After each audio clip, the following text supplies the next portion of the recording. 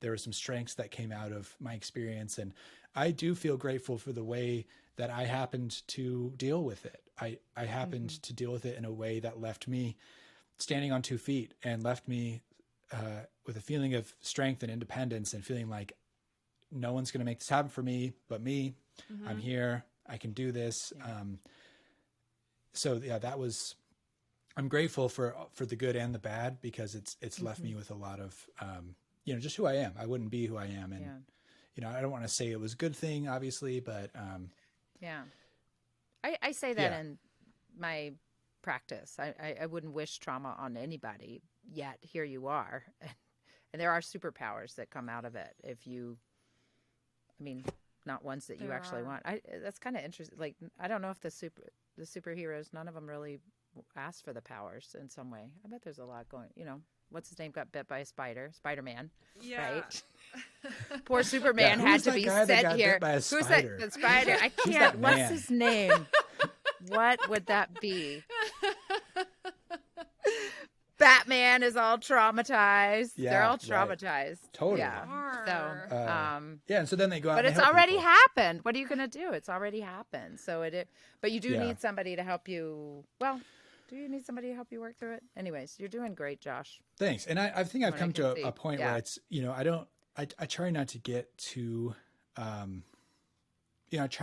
sort of try to see where my parents were coming from and just all the traumas that they experienced. And 100%. I know that they had really limited tools and no language, no communication. Like they had a really rough time of it. And I really blamed them really hard for a long time. And I don't know, I'm just trying to come away from that and be like, how do I move forward? What's going on for me now? It's like both at once, though, I think. It's both at once. It's like the rage is a leftover from childhood when I felt helpless. And that's always like, I just feel it like in my fists and my arms. And I'm just like, oh, and I want someone to experience the pain that I felt. And then at the same time, not dismissing any of that, I can also offer my parents compassion. Like, they didn't have the tools, like you said, Josh. They didn't have the tools. But like, I guess like I always get concerned when and like it can be like toxic positivity or spiritual bypassing, of just like, well, that's right. They did their best. I'm like, well, the rage is still in there. It's like still in there, Yeah, they're not mutually exclusive. No, this is what we're trying to. We want to turn. I think the lens eventually start turning the lens on these effing structures that create all this and perpetuate trauma. Like and you wouldn't poverty want anyone, and you wouldn't want anyone to think, oh, well, my actions are okay because I'm just doing the best I can, and because I think back to some of those decisions they made, and I think like I'm an adult now.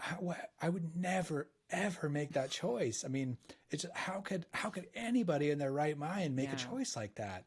And then another choice and another choice and more choices. And it's just, sometimes it blows my mind just how could they have ever thought that was cool? And I mean, these are, and this also maybe is a good thing to note, is that these are functioning people in society. I mean, they're high school teachers. You would never know, looking from the outside that this was going on. And right. Yeah, sometimes I just look back. I was like, wow, I would never do these things. I think this is what we're all trying to blow the lid off is like, everybody's not fine. We live in these